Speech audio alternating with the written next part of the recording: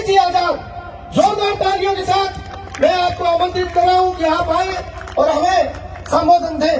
आदरणीय अमित जी आजाद, बोलिए अमर शहीद चंद्रशेखर आजाद। बहुत ही मान सम्मान के साथ आदरणीय अमित जी।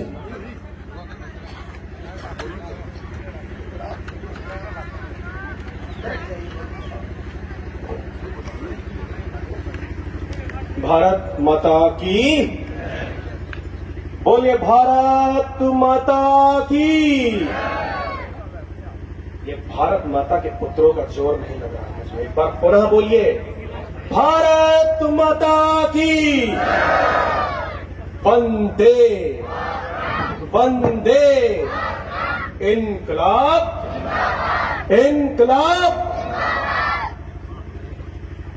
बहुत ही गर्व का विषय है और बड़े ही गर्व की अनुभूति हो रही है आज मुझको स्वयं कि जब ये पता चला कि युग पुरोधा अमर शहीद अमर बलिदानी चंद्रशेखर आजाद जी की प्रतिमा का अनावरण इस राजस्थान की पुण्य भूमि भादरा में होने जा रहा है। निश्चित रूप से इससे ये तय हो जाता है कि मैं ही एक अकेला उनका वंशज नहीं, ये सब उनके वंशज बैठे हैं चंद्रशेखर आजाद। मैं बहुत धन्यवाद करता हूं और आभार भी व्यक्त करता हूं आदरणीय संजीव बेनीवाल जी का, जो उन्होंने मुझे इस अद्भुत सभा का साक्षी बनाया। मैं आभार व्यक्त करता हूं मेरे भाई सुखविंदर मांडी जी का, जिन्होंने एक इतिहास रचा था। देखिए, यह राजनीतिक बात नहीं है, लेकिन जो अच्छे काम शहीदों के लिए हुए मैं बोलना पसंद करता हूं। इतिहास में 90 विधानसभाओं के अंतर्गत कभी ऐसा नहीं हुआ कि 90 के 90 विधानसभाओं में चंद्रशेखर आजाद जी का शहादत दिवस मनाया गया हो। वो मेरे भाई सुखविंदर मांडी जी ने करके दिखाया। उन्हीं राम प्रसाद बिस्मिल जी के 2 शब्द मैं यहां पर एक बार गुनगुनाना चाहता हूं कि सरफरोशी की तमन्ना अब हमारे दिल में है, देखना है जोर कितना बाजुए का दिल में है।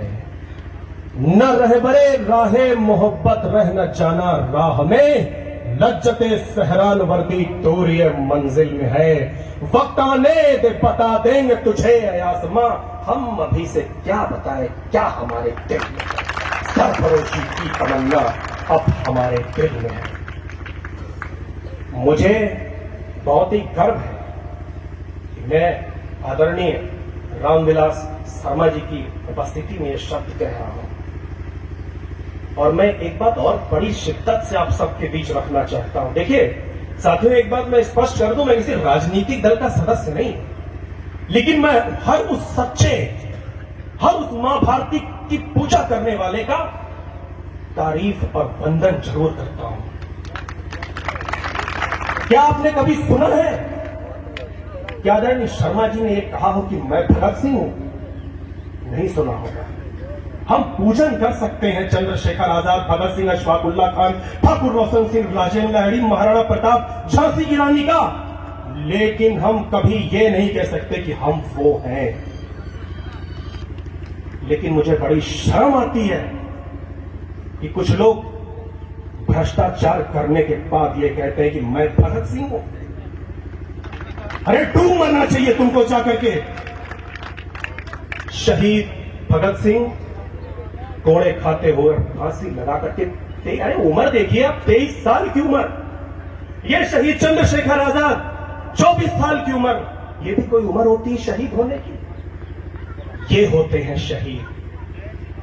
भ्रष्टाचार और क्रांति में बहुत अंतर होता है, ये उनको समझ लेना चाहिए जो अपने को भगत सिंह कहते हैं।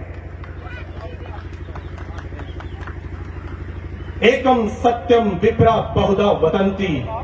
सत्य के मार्ग अलग अलग हो सकते हैं, लेकिन सत्य सदैव एक होता है। ऐसा बिल्कुल नहीं है कि दूसरा अगर किसी और राह पर चल रहा है देश के लिए तो वो गलत है, ऐसा बिल्कुल भी नहीं है। योगेश्वर श्री कृष्ण ने कहा था कि यदा यदा ही धर्मस्य ग्लानिर्भवति भारताभ्युत्थानम् अधर्मस्य तदात्मानं सृजाम्यहम्। जब जब इस धरा इस वसुंधरा पर संकट की घड़ी आई है, तब तब मैं अवतार लूंगा, मैं जन्मूंगा। ये कथन पता है किसने सत्य किया? कौन जन्मा था? चंद्रशेखर आजाद जन्मे थे योगेश्वर के रूप में, भगत सिंह जन्मे थे चंद्रशेखर के रूप में। आखिरी गोली अपनी पिस्टल में अपने जेब में लेकर घूमते थे चंद्रशेखर आजाद और कहते थे अपने मित्र से कि मैं आजाद हूं, आजाद था और आजाद रहूंगा।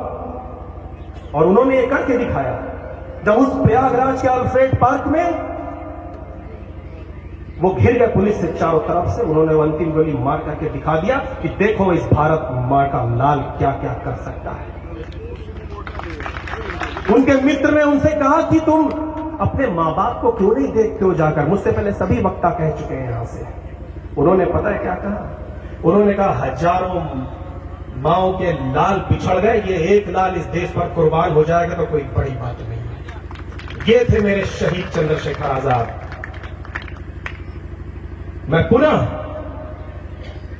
इस सभा में उपस्थित सभी लोगों का धन्यवाद करता हूं कि चंद्रशेखर आजाद जी की हम प्रतिमा नहीं लगा रहे हैं।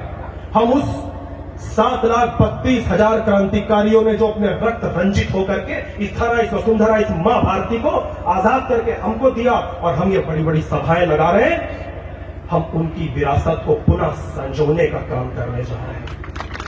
हम प्रतिमा, इसको महेश प्रतिमा न समझिएगा, इसको समझिएगा कि 1,96,8,53,124 वर्ष पुरानी संस्कृति का हम संवहन करने जा रहे हैं। हम अपने उन पूर्वजों को उनका सम्मान लौटाने जा रहे हैं प्रतिमा लगा करके। ये महज एक प्रतिमा नहीं है, ये उस धरती के पुत्र हैं जहां पर स्वामी विवेकानंद जन्मे, जहां पर स्वामी दयानंद सरस्वती जन्मे और कुछ जयचंदों ने उनकी जानें ले ली क्योंकि ये किसी को कभी बर्दाश्त नहीं थे।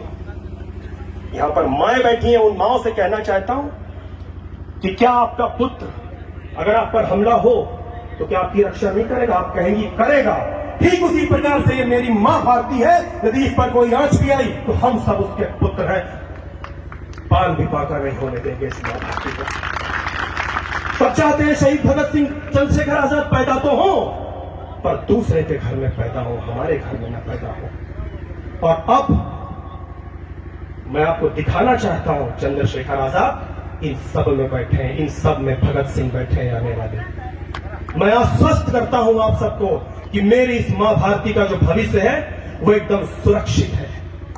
मैं बताना चाहता हूं कि जब हम जन्म लेते हैं तो एक मां के गर्भ के साथ साथ एक संस्कृति के गर्भ से भी जन्म लेते हैं और वो संस्कृति है ये मां भारती, ये भारतवर्ष, ये जम्बूद्वीप है, ये आर्यावर्त है, ये भरतखंड है। बोलिए भारत माता की वंदे इनकलाब। मां भारती आप सबका मार्ग प्रशस्त करे। वंदन करता हूं, अभिनंदन करता हूं। ये देश हमारा है, कोई देवदूत ऊपर से आकर के इसको तार देगा ऐसा बिल्कुल भी नहीं है। जिम्मेदारी हमारी है, हमारे पूर्वजों ने इस देश के लिए अपनी आहुतियां दी हैं, तो क्या हम एक दिन भी उनके लिए नहीं निकाल सकते? बोलिए वंदे मातरम। नमन है आप सभी को, वंदन है आप सभी को।